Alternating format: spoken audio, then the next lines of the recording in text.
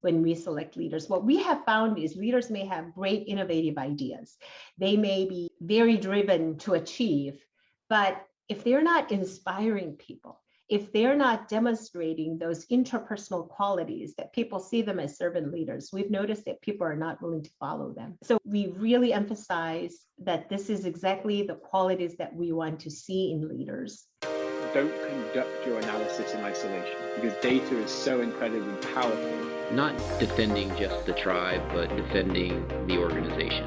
Those creative people that you really want to keep empowered, keep excited, keep motivated, keep thinking. A good experience pays dividends down the line. Stereotypes tend to break down in proximity.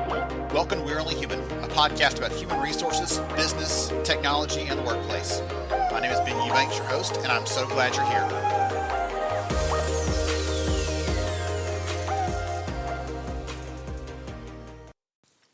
Hello and welcome to We're Only Human. I am Ben Eubanks, your host, and I'm really glad that you're here with us today.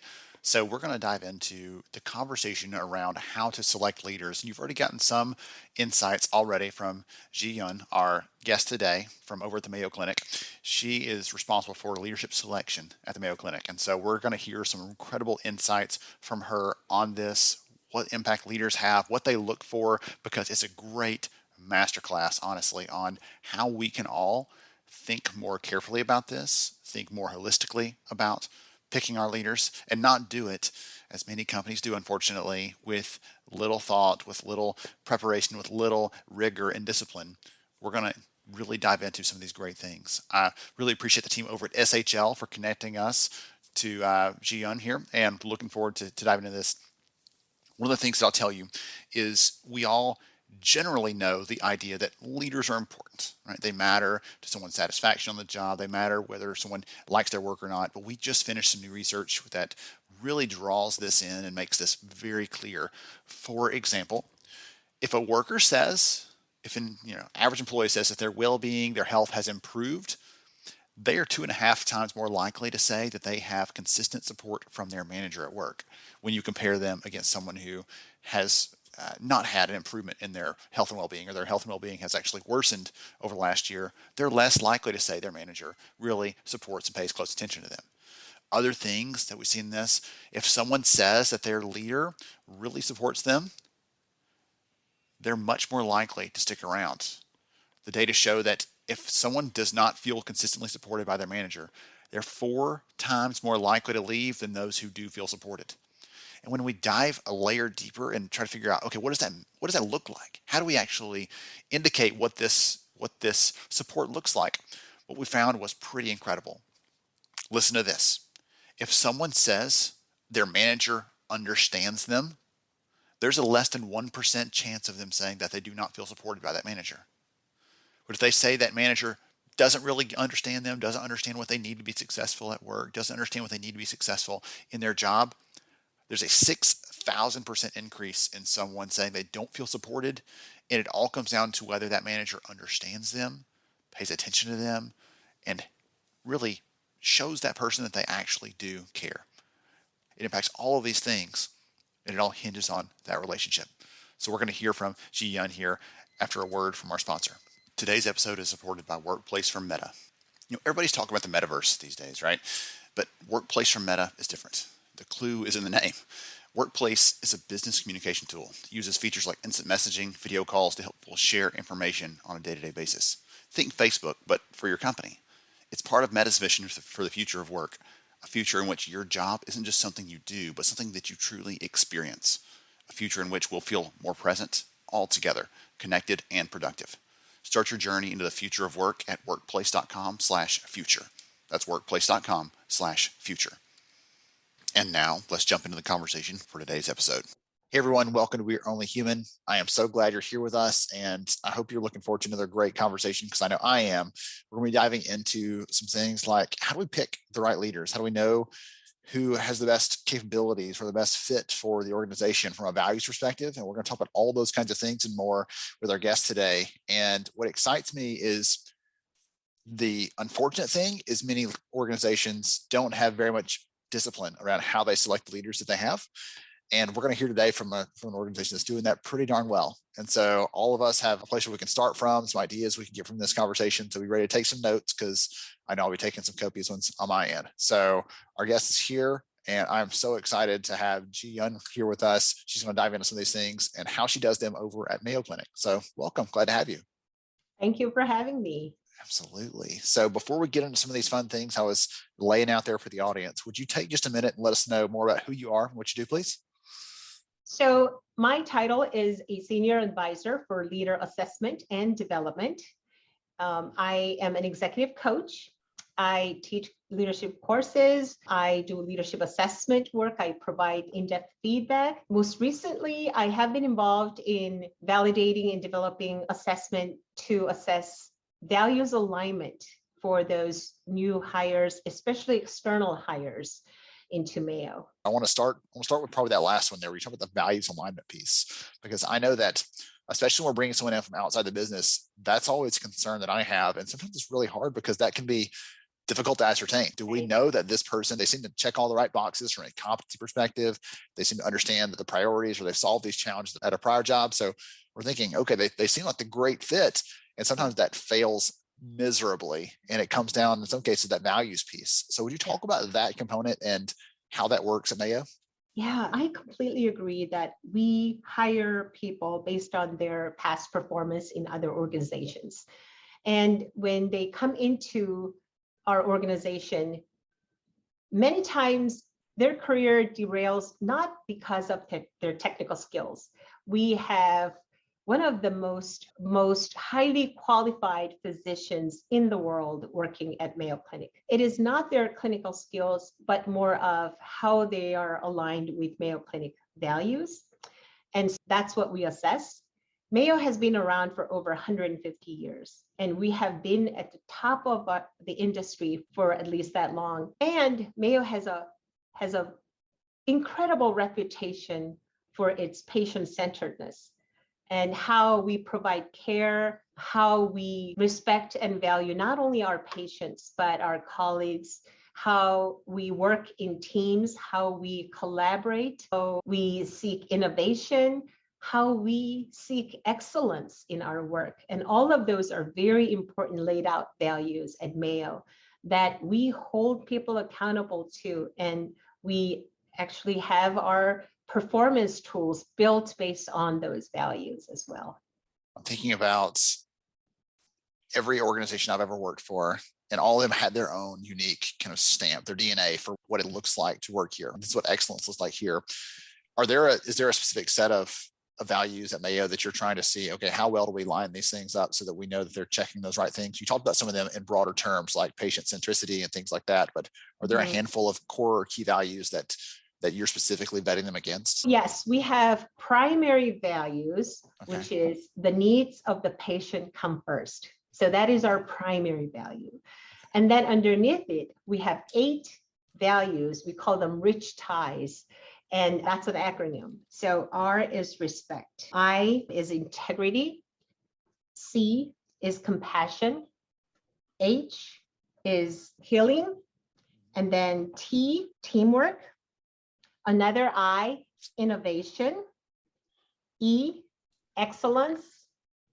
And S, stewardship. Excellent. I'm hoping some of the people listening into this are taking some notes out there on what those mean, because again, I laid it out at the very beginning today, but we often pick people from our leadership roles based on, if we're internal, it's, oh, you've been here long enough, so we'll go ahead and slot you into that, which you and I both know is a terrible indicator for whether they'd be a truly great leader or not. Or from the outside, we look for success in another company in a similar type of role, and we think that's going to just map over easily. And that doesn't always, it's not always the case. Their focus is different, or something's different about that transition there. Talk about how you've seen companies, or if you've seen companies transition from that mindset of, okay, this person's been here long enough, let's go ahead and think about putting them in a leadership role, versus the people who have those competencies or those abilities, or we're looking at them because they are just indicating some of those leadership behaviors, even though they're not in a leadership title yet. Can you talk about the difference in those things a little bit, and what's being successful when someone starts doing that, what that looks like? First of all, we have a very specific process of succession work and how we select leaders. We have a very important criteria. We have our leadership model that is inspiring values, engaging colleagues, bold and forward thinking, driving results. And we do consider the inspiring values capability to be most important. So when we use those data, so we assess to those 4 capabilities. And when we have those scores, we weigh inspiring values most heavily when we select leaders. What we have found is leaders may have great innovative ideas.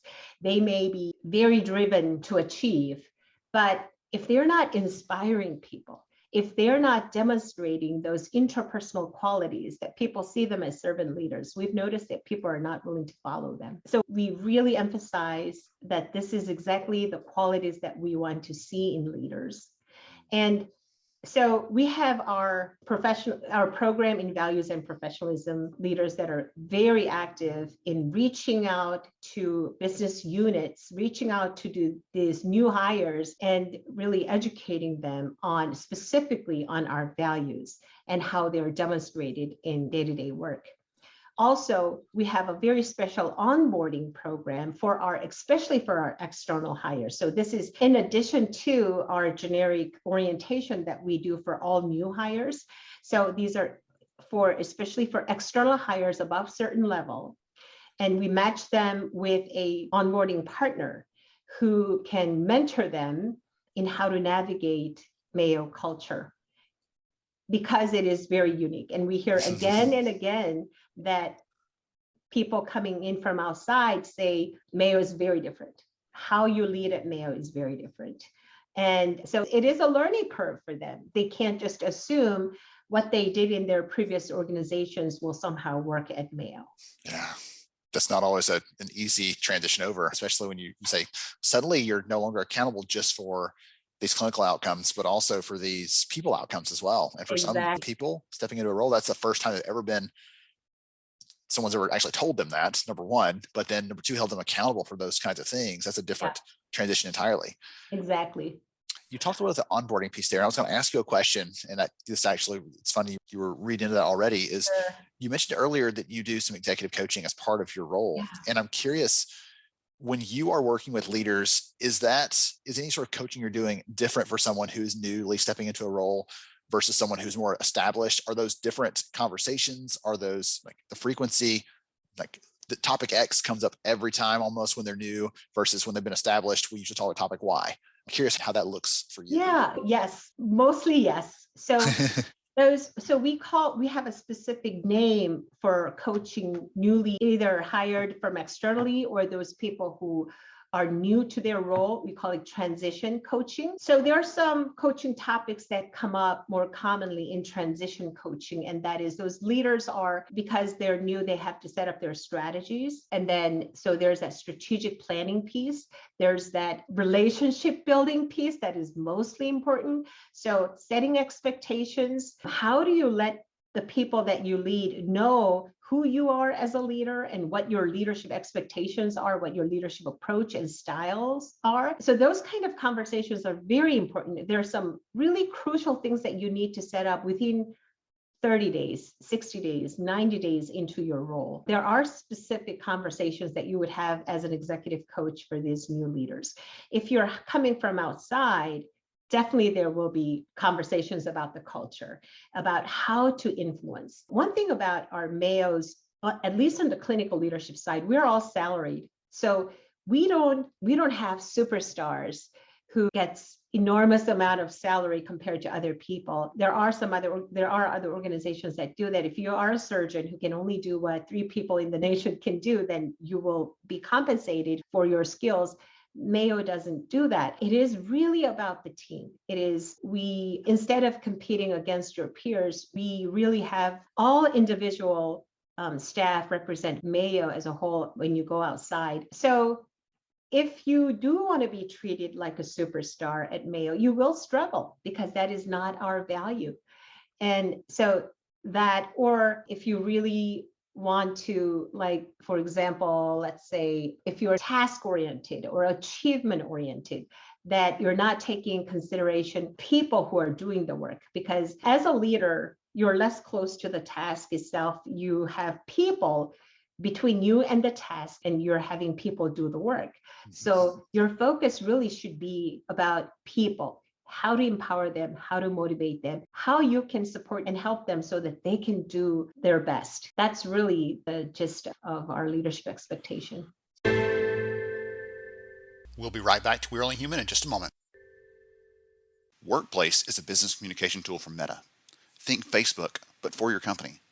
It's part of Meta's vision for the future of work, a future in which we all feel more present, connected, and productive every day. Start your journey into the future of work at workplace.com/future. That's workplace.com/future. And now back to our conversation. I was talking to a friend this week about a book that I love, and I don't want to assume you're a book reader, but usually people who do your work love to read and love to understand more about what's working, things like that. One of my favorite stories that I've read in the last couple of years was a book called Turn the Ship Around, about a naval captain who was about to retire, and he was thinking, for my last assignment, they're going to give me the choice pick of the fleet. And instead they put him in charge of the worst performing submarine in the entire naval fleet. So what did I do to deserve this? Who's got it out for me? But the first thing he realized walking around and meeting his crew is the previous leader judged their success based on how little they could get done in his absence. They must need me a lot because I'm a great leader and they need me to be around. And so he immediately started shifting that. And like you said, empowering them, holding them accountable, giving them the tools they needed and the responsibility in addition to the accountability, not just accountability without the other things to make that possible. And he said in the coming year, that transformed them, goodness, from the worst performing to the best performing ship in the fleet. And it came down to that leadership style of, if you are failing without me being around, that's because I haven't given you enough tools, enough runway to be able to do that. But he started judging his own success based on how much they could get done whenever he was not physically in their presence or around to actually answer their questions. So I love that piece of it, because that's one of those common mistakes that leaders make is they need me a lot. I'm really in demand. No, let's give them what they need so they can work without you standing over their shoulder. They can get a lot more things done. You're hiring great people, hopefully. Get out of their way to the degree you can enable them. That's what I was thinking of. You're sharing some of those words and approaches a little bit ago, as that story comes back to me as a great example of what it truly means to be a leader versus someone who's just managing a bunch of tasks. Exactly. Yes. Okay. So one of the things that you've given a lot of examples of things that are working, things that you and the team are doing. And for people who are listening into this, many of them don't have a team as large and as dedicated and as focused as the work that you get to do. And so I'd love for you to give some encouragement or some ideas or suggestions based on what you've seen be successful with selecting leaders, with developing them. It could be as simple as don't give them the keys and just walk away in that first 30, 60, 90 days, as you were saying a minute ago. What recommendations do you make for other companies, other organizations that want to have high quality leaders? They want to select them, but also really enable them, as we're talking about here, to be the best leader they can be. Of course, I always say the most important work starts with selection. You really need to look into your selection process and see if that's working for you. Is your process really selecting the right leaders? One thing that I want to mention is what was considered great leaders 5 or 10 years ago may no longer hold. The expectations and the competencies needed in leaders is constantly changing. So it was different in the industrial age, from knowledge age to information age, and now we are at a digital age. So be very clear about what you're looking for in leaders and hire to those competencies. Now, also, even if you hire because they're currently performing well, doesn't mean that they're going to perform well 5 years, 10 years down the road. So these leaders have to be very flexible, have to learn fast. They have to quickly adapt. What are their competencies in adapting to a fast changing environment? So their learning agility, hugely important. Now, once they're on board, a lot of leadership characteristics and skills are something that you can develop. So don't leave them like in a sink or swim mode. You really need to support the leaders. If leaders are not set up for success, leadership in this day and age is enormously difficult. It's much more difficult than it used to be because of the complexity that these leaders are faced with. So organizational support is hugely important. So mentoring, very important. Get leaders together in a round table or something and have them learn from each other. So I know many of the smaller organizations may not have the resources that large organizations have in terms of leadership development. If you could just get the leaders in a room and have a facilitated conversation, that can really, our leaders are learning a lot from that kind of informal roundtable kind of environment. Yes. Also, I do think if you do have some resources, coaching would be a very important way to develop leaders in an intimate setting where confidential is upheld, where leaders can come in and be really honest and open about their challenges. The coaching conversation is not something that they have to prove themselves. It is where they can be absolutely vulnerable and be very honest, brutally honest about a lot of things. Leadership skill is definitely learnable, developable. It really, I can't emphasize this more, that organizations need to support leaders for them to be successful. It's hard. It's like this paradox where we pick someone because we think they're capable enough to do the job. And then we assume they're capable enough to know all the things that they didn't know when they stepped into that job. And they're missing, they don't know this thing, especially coming from outside. They don't know some of those culture pieces, or this is how we do things here. I know this is the process, but here we do it kind of this way because this is how it worked with our system, our tools, our legacy processes, whatever else. We make the assumptions, we're picking them, and then we're missing a chance there. And so that sink or swim thing is definitely a big fail, big challenge for most companies, I would say. One of the things I want to ask you is you talked about, I'm looking back at my notes here. One of the things that you talked about was once these leaders are on board, they have these different things we can start developing in them to help hone those skills, to build those muscles, right, to make them ready to be not just a good leader, but a great leader. And I'm curious for you specifically, because you talked about a couple different layers of support you have built around them. There's that mentor you're pairing them with when they're starting out. There's you and anyone else doing any coaching. There's probably a direct leader they're reporting up to who should be giving them some support as well. How do those things fit together so they know where to go? Or is it based on the conversation topics? This is a thing. Oh, great question. I'm going to ask my coach because that's quiet between us, or this is more of a career focused thing. So I'm going to ask my mentor about that. How does someone navigate that as they're stepping into a new role? Yeah, so that's a very good question. The very first experience of learning about culture would be in their orientation and onboarding. During onboarding process, we would pair them up with an onboarding partner, and that would last for a very short period of time while they onboard. In their onboarding process, we very much encourage their supervisor to be involved. So the supervisor knows that this person is going through this process, who their onboarding partners are. So onboarding partners can be someone who's completely outside of their department, but it has to be someone who's versed in our Mayo culture, who's able to mentor. And then the supervisor can guide them to an ongoing mentor. And then sometimes the supervisor, or we have an HR person assigned to every department or work area, and the HR person can connect that person with a coach. So it's really having the multiple layers resources. We sometimes have individuals reach out to HR and say, I am new and I really need help navigating Mayo culture. And we'll find some ways to help them and support them.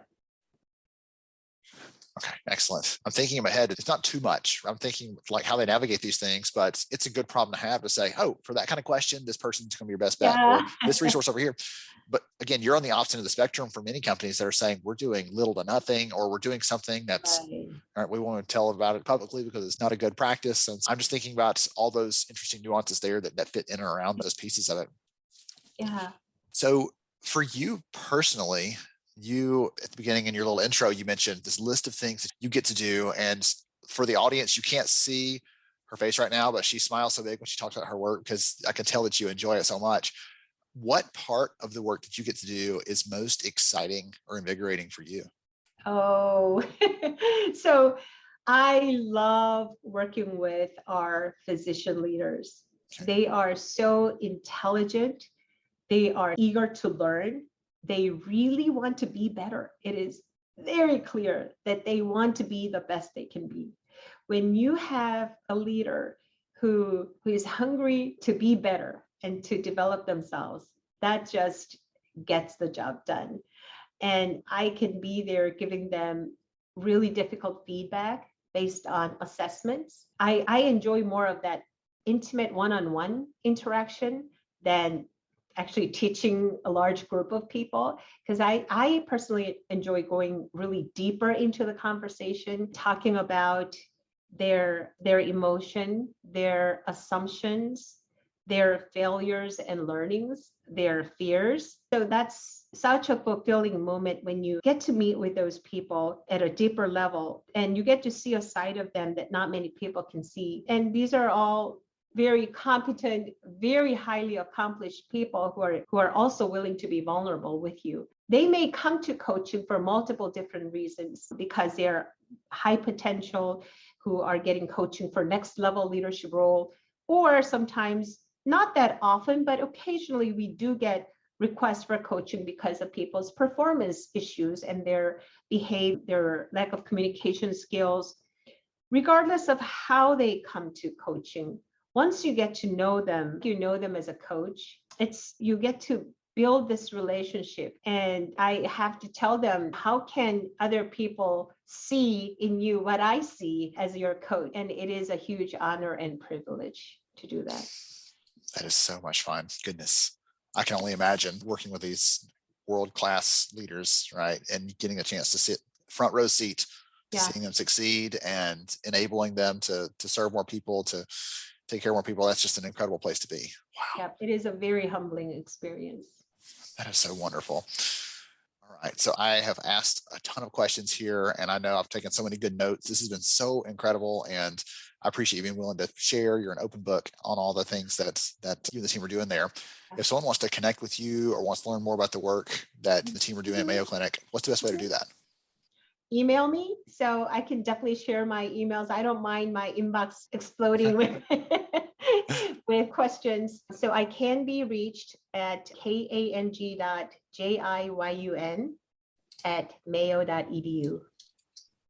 All right, perfect. I'll make sure and get that in the show notes. So if anyone wants to reach out and say hello, tell you how much they enjoyed the conversation here, or ask a question about your thoughts on what's working, things like that, then I'm sure they'll take you up on that. Goodness, I would this has welcome been so that. much fun. This has been so much fun. Thank you. I appreciate you for being willing to share. Appreciate your heart for this, really, being willing to serve and support other people. You're talking about servant leadership and all this in an abstract sense about how you're enabling this for others, but it takes someone that does that well to be able to do it from your position. So thank you for that as well.